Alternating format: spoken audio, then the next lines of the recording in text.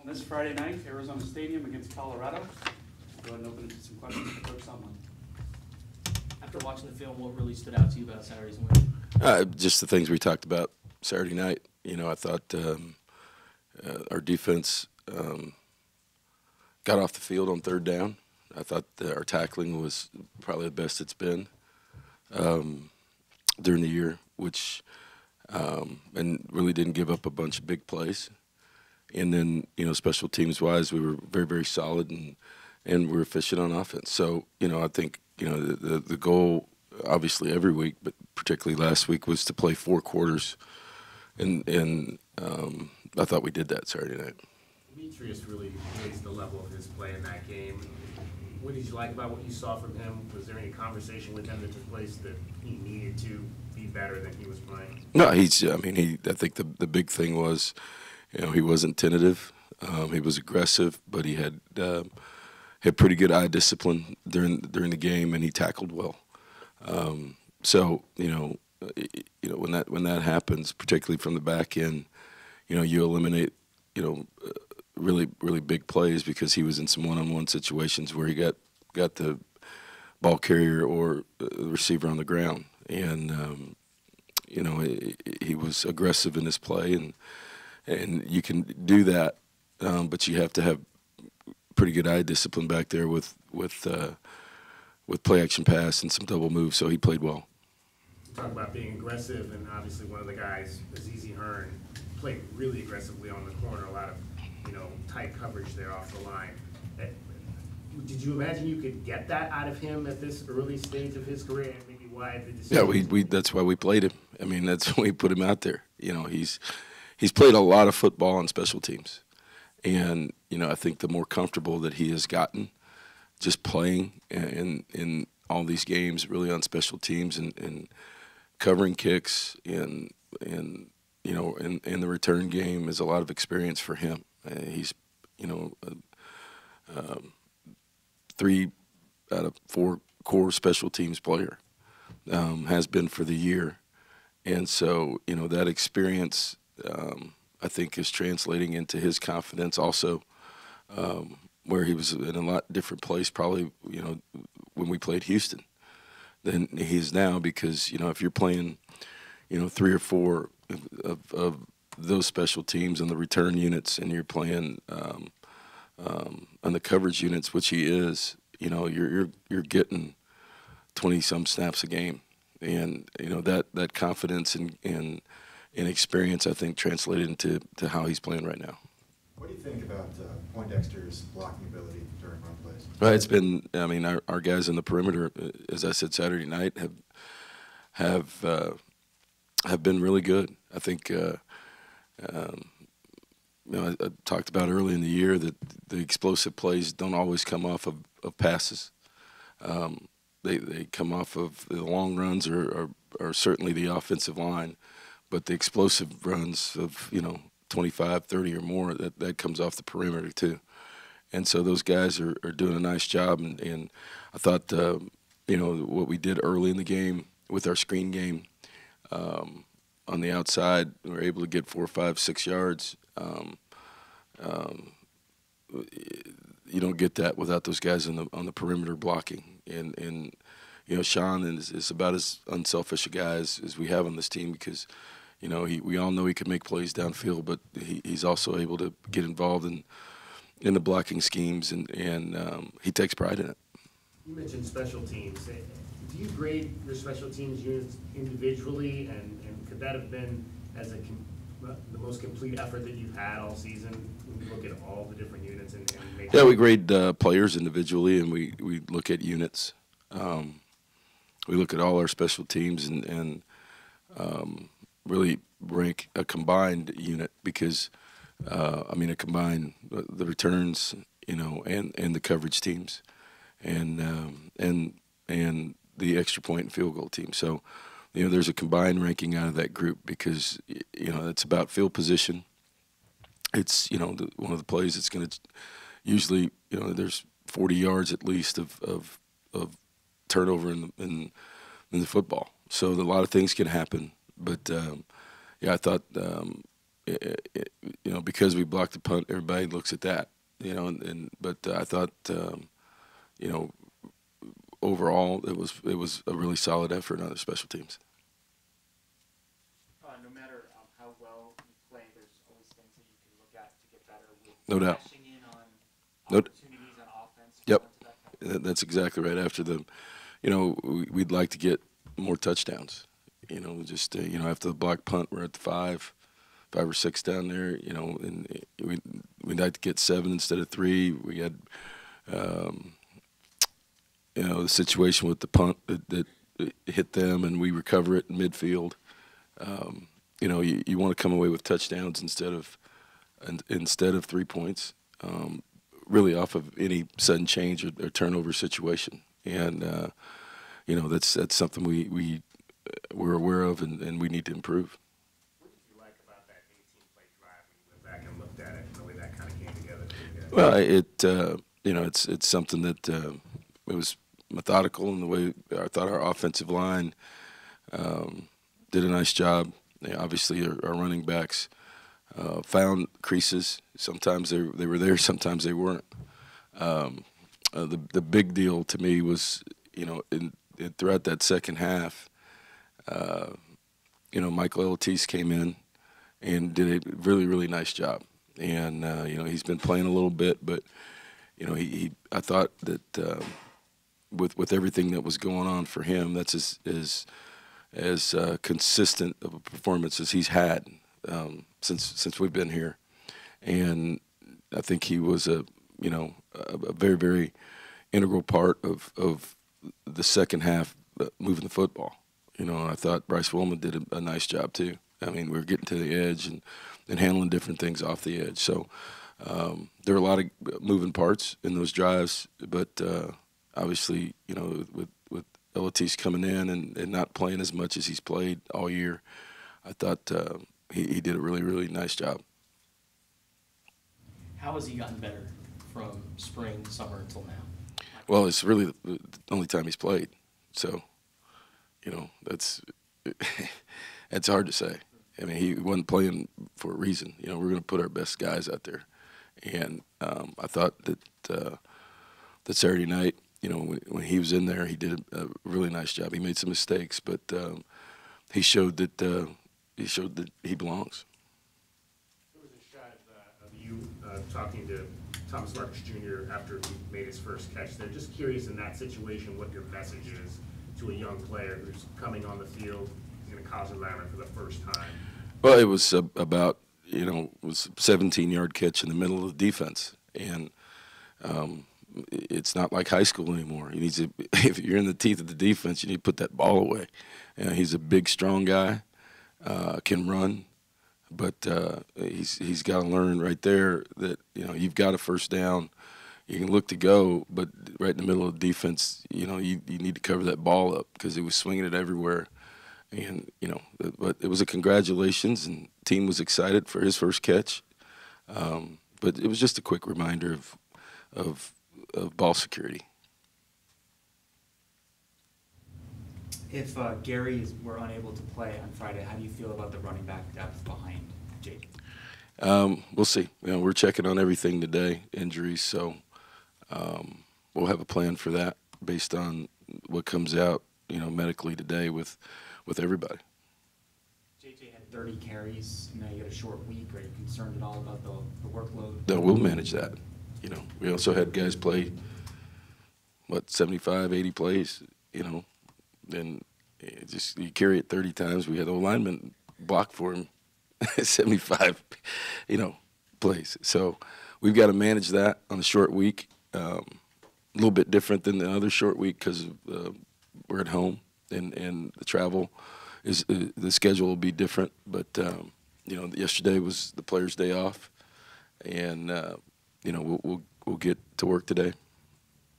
What's the first thing, I guess, that comes to your mind when you look at the schedule Saturday night and you see all the underdogs pretty much won? You had ASU to go out and beat USC, you had Cal beat Washington, you had, you know, you guys obviously beat Oregon.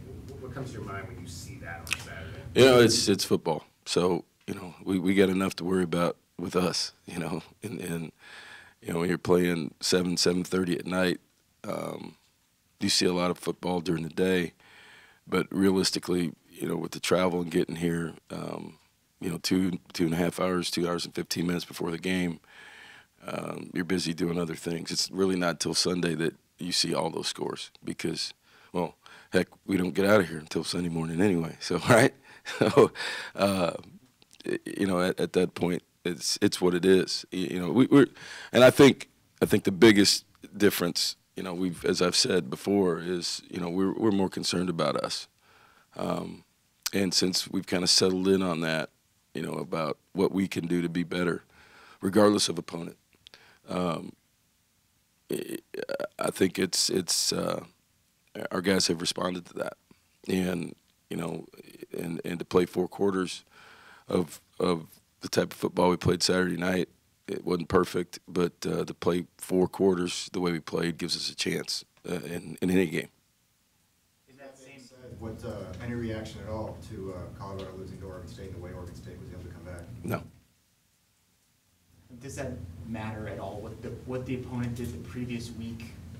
No, you guys, that's what for you guys, right? You guys can get your conjecture and you know, and grades and everything else. Y'all can do that. We watch tape, and you know what happens week to week, as you've seen in this league, as you've seen all over the country.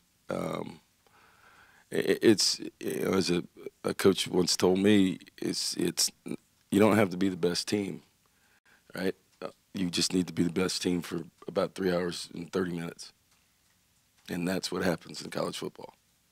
Was Laviska Shenault a guy you looked at Texas A&M? What's that? Laviska Shenault, was that a guy you looked at when you were at Texas A&M? And what you guys? Yeah, he's I mean, he's an exceptional player, you know. So, you know, I think they've done a nice job, offensively and defensively.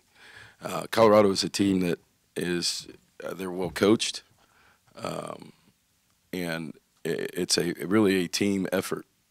They've got, as you said, one of the most dynamic players in this league, and you know the quarterback is playing well. He can put it down and run.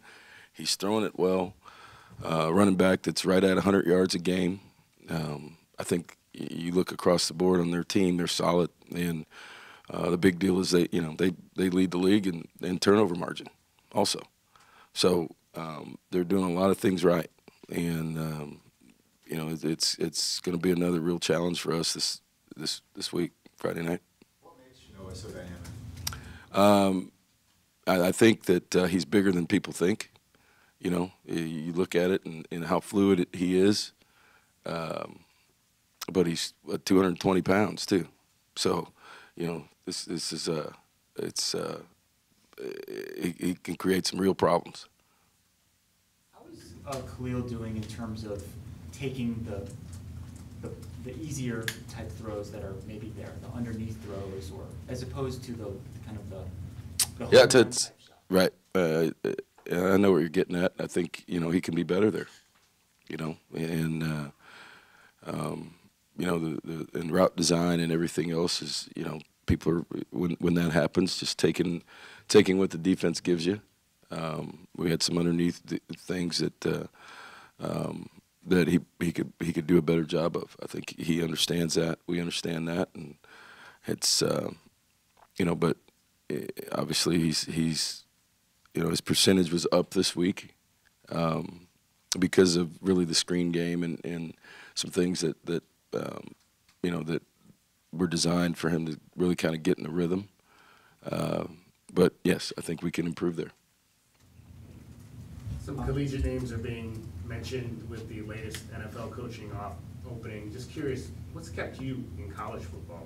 I love college football, and in a weird way, you know, I enjoy just like this weekend in recruiting, and taking guys. We had, you know, 17-year-olds in here, 17, 18-year-olds, and you know, their growth from young men really into men, you know, 22, 23-year-olds. And although my mother thinks that's insane, you don't know what an 18-year-old is going to do in front of 80,000 people. She reduces it to that, but she still doesn't understand that. But in my own way, I just enjoy it. I enjoy recruiting. I enjoy the stories that people really don't know. Helping guys with other issues in their life. Some guys that are, two-parent, no parent, one parent, grandma, aunt, whatever, and seeing, basically them grow, and football giving them an opportunity to, get a college education and degree, and in a lot of these situations, it can change, the trajectory of their whole family. And so, you do this long enough, football ends for everybody at some time. But now, what was that experience like, and what is that family like? What is he like as a father, a husband, a productive guy in society? It's to me, I enjoy that. What can a performance like you guys had Saturday night do for recruiting?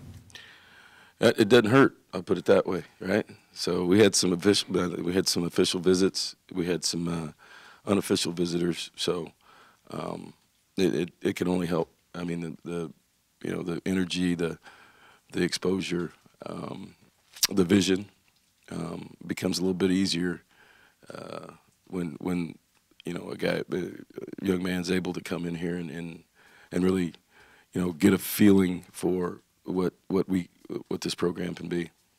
You've been preaching the importance of playing 4 quarters from the outset, and then after the game Saturday, you rhetorically asked the guys if they finally believed you. In the recipe for You're letting out all the stuff in the locker room, huh? What's that? You're letting out everything in the locker room. Well, I gotta watch you. I was standing outside, but your voice was clear. But in weekly preparation, how much of a component, how big a factor is the belief component in the overall mix for success? I think that's anything, any organization, right? Whether it's sports, whether it's business, whatever that is, your family. If you've got a message, it's one thing to have a message. It's one thing to have maybe a mantra, maybe a vision. But if people don't believe in it, it really doesn't matter. So it's about that communication, and you've heard me talk about that. It's sometimes in anything, people have to make mistakes. People have to maybe sometimes do it their way and fail, or maybe have success, but understand that when you're in a team situation, it's not just about you. And so there's different ways to do that, but certainly in any organization, leadership is about a vision, but it's also about belief and trust. And there's a lot of different ways to go about that, but it's not just about college football. Getting back to what you were saying about, coaching in college and kind of really having an impact on young men's lives, I'm curious, in terms of a kid like Scotty Young, where, you come into a situation and immediately you've got a kid that's had some off-field issues, how do you handle a situation like that? Do you immediately come in and say, okay, I've got to put my arms around this kid right away and figure him out? Is that a situation where the kid has to warrant that before you reach out to him in that way? Yeah, I think that every situation's different. And then what you do is you come into a program and you try to assess what's going on, where people are in life, and you've heard me say this before. To me, the big deal is communication, because with communication, comes trust. It's hard for me to know anything about your situation if you can't talk to me. I can talk to you, or I can talk at you, right? And so, what we try to do is create some dialogue just about life. And the sooner trust happens, I believe that growth happens a lot faster. and being honest with each other about where things are in your life, where things are in football, where things are academically, socially, and then setting some expectations that the guys understand. Hey, here's what the expectations are, and I say they make fun of me here a lot. You're only responsible for the information you have, right? So, and don't assume that where you went to high school, the expectations are the same as where Mike went to high school, right? So we got guys from all over the country, all over the world, really. And so as a coach, you have to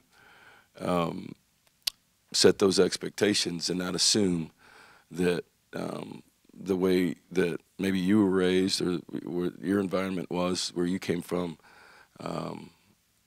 has the same set of expectations that somebody else on the team. So that's basically where it is, and when you can clearly define those things, I think guys start to understand. Here are the expectations. Here's what you do and don't do, and then you follow up after that.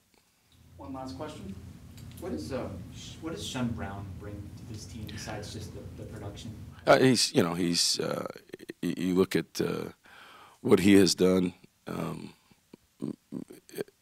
offensively, but we've got really two guys handling returns, right?